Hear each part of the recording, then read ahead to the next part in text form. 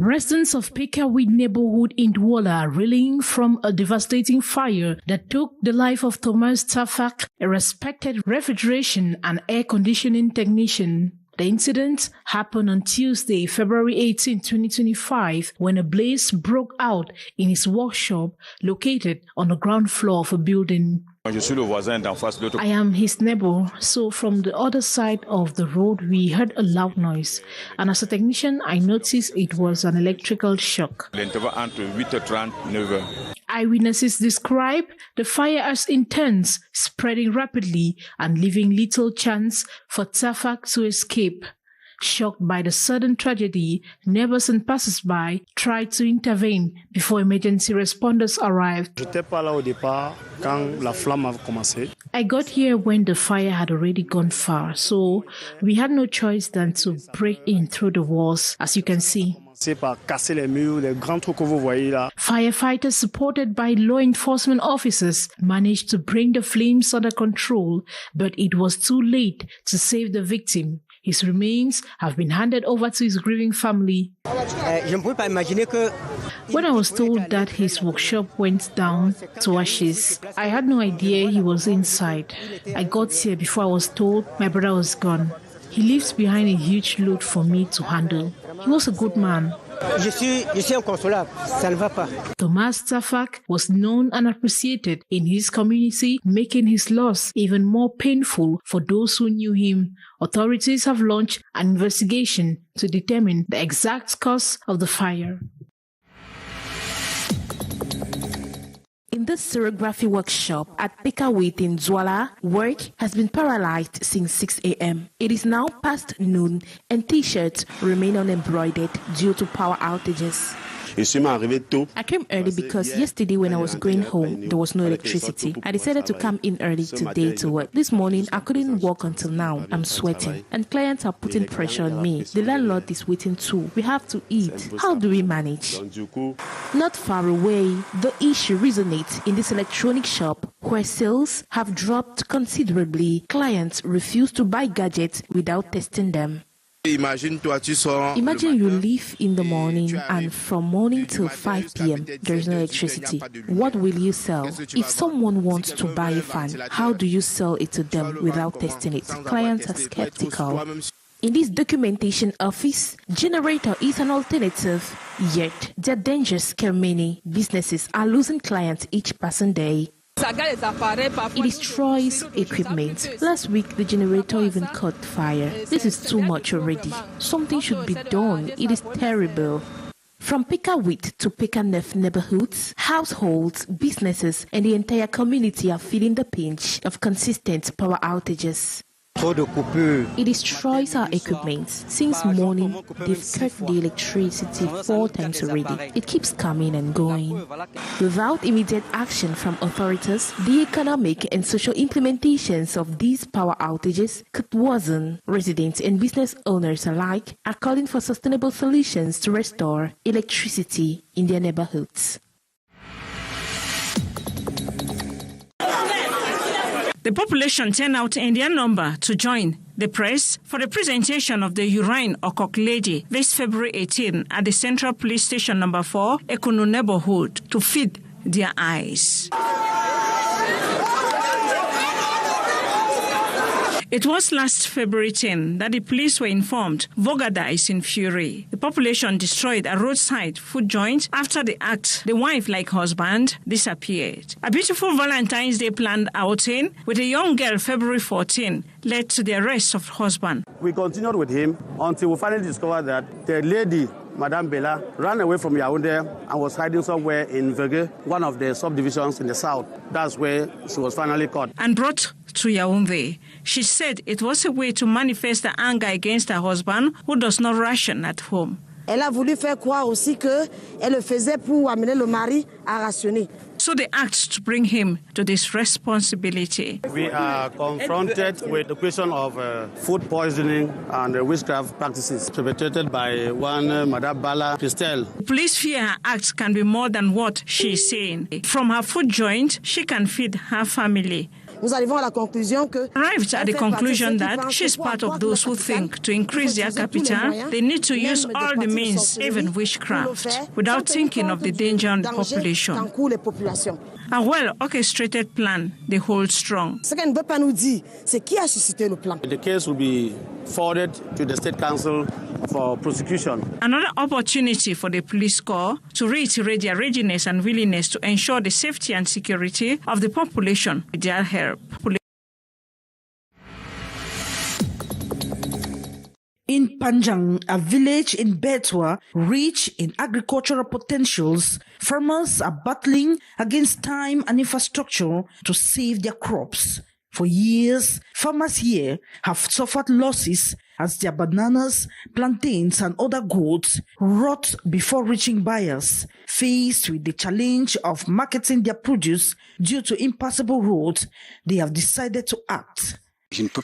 We have lost countless products here. Bananas, plantains and many others. It's been a constant struggle.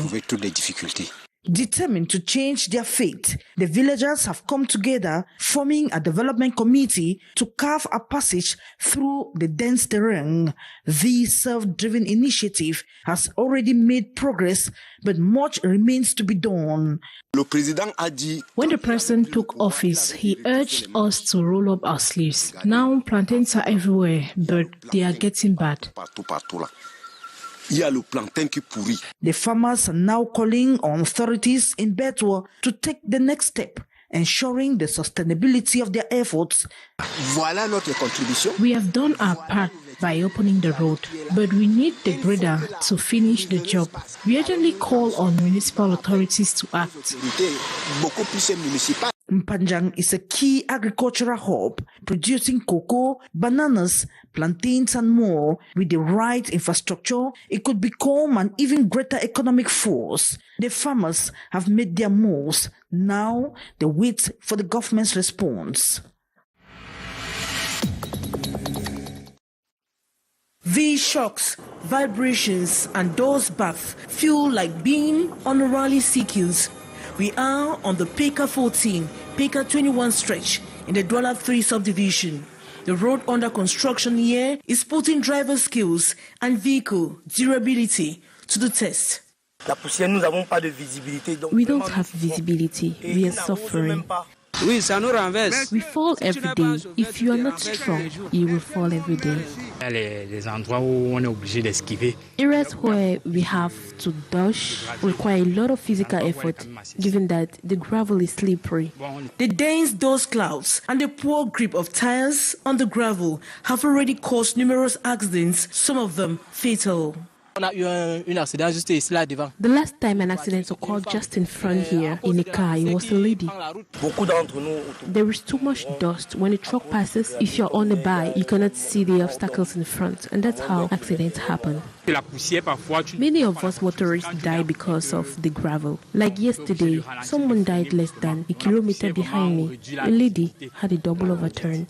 The environment is constantly polluted, bringing numerous health issues and daily inconvenience. Local residents lament the absence of water sprinkling by the company responsible for the ongoing roadworks. Coughing, our eyes are irritated, we are suffocating, and we eat challengingly. A much-needed measure to alleviate the suffering of the road users who have been enduring this situation since the works began in October 2023. They cried out. We eat dust here. We beg for watering, but it's not happening. We hope that from time to time the hygiene services tries to water the road.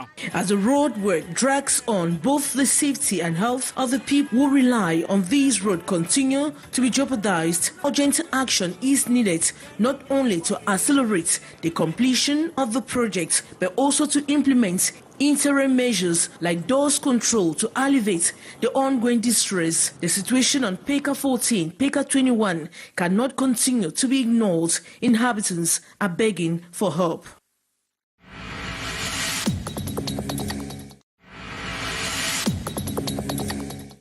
Road accidents in Cameroon have reached alarming levels, costing the state at least 100 billion francs CFA annually. A recent report from the Ministry of Transport highlights reckless driving, phone use, and stress-related issues amongst the leading causes of fatalities on the roads. Le réel problème, nous avons d'abord le stress entreprise. The real problem in companies and society is stress. Drivers face enormous pressure from employers, constant phone calls while driving, and even substance abuse. These are major causes of accidents. We need to reinforce the basics of road safety. Le non-respect de la règles élémentaires de la sécurité routière. If you are on the phone while driving, you are putting 99% of your life in danger. You risk leaving widows and orphans behind. It's crucial to take this issue seriously. For many drivers, the problem also lies in poor working conditions. You don't have to be stressing yourself. If you have stress, you can get into the accident easily. The National Union of Road Transporters of Cameroon is taking action, focusing on training as a solution. For 2 days in Douala, Cameroon, transport professionals, including drivers, have been undergoing intensive training on defensive driving. Our goal is to make driving a profession. We want to train as many drivers as possible and support public authorities in reducing road accidents, which claim so many lives. The Transport Union has now committed to training more than 2,000 drivers across the country to promote safe driving practices. According to the union, initial training sessions have led to 10% reduction in accident cases. The training will now continue every weekend as the fight against road fatalities intensifies. The Ephesian farmer has engaged in waste collection activities, transforming it to fertilize his farm inputs. He hopes to extend his business further. If Jomat can support us in the aspect of giving us a delivery van or a trade cycle that can really facilitate that job, because a few people as individuals are trying to support us with the little they can. Isaiah Piapezi is involved in IT and aims to see his 2 million francs CFA container business grow from 300,000 francs to 1.5 million francs. I have just a small scale business, that's just a container, but I have been hoping and planning to open up a bigger place. Youths are progressively navigating the path of entrepreneurship in Cameroon, dreaming big and aspiring for financial emancipation. I want to start a storytelling club in my school. This sentiment was echoed and encouraged during the GOMAT 10 conference in Douala, which aims to support 30 young Cameroonian entrepreneurs with 1 million francs CFA each. Among those who are attending this program today, most of them, or some of them may have projects, they may have businesses, so they will have to fill a form with those ideas, and we'll gather all of them. We'll give a deeper training. However, one significant challenge in the country for entrepreneurs highlighted during the event that brought together hundreds of youths is customer service. And I told the young entrepreneurs to master customer service because it can make all the difference in their businesses. Parents can start teaching their children from home how to be nice to people, how to say please, how to say thank you, how to say I'm sorry. GOMAT 9 aligns with the government's drive to foster self-employment in Cameroon through the promotion of entrepreneurship. The Italian ambassador to Cameroon, Filippo Camacha del Mugo, has reaffirmed his country's commitment to development initiatives in the conflict-stricken Libya division. During a recent on-the-spot assessment tour, the diplomat evaluated Italian-sponsored projects and reviewed the impact of the presidential plan for reconstruction and development 7 years into the ongoing armed conflict. I saw a region that was, of course, very much affected by this low-intensity conflict that we had been seeing for the last 7-8 years. My feeling is that the people are still there, they want to remain, they don't want to leave, and that there are good hope that with a stronger stabilization, the situation will become again normal. People will be back. Accompanied by prominent elites from the division, Ambassador Del Mugo reiterated Italy's continued support for key development projects in the area, notably the rehabilitation of the Mary Health of Africa Hospital and the Seat of Wisdom College in Fontem, both funded by the Italian government that are nearing completion. In addition to advocating for peace, the Italian envoy expressed his country's commitment to enhancing agricultural productivity in Libialem. His visit included a church service followed by strategic consultations with local elites and active community leaders. As a gesture of appreciation and respect, the paramount ruler of Fontem, Njifwa Asabaton, conferred upon Ambassador Del Mugo the traditional title of Forfait, symbolizing one who hunts for good things on behalf of the palace.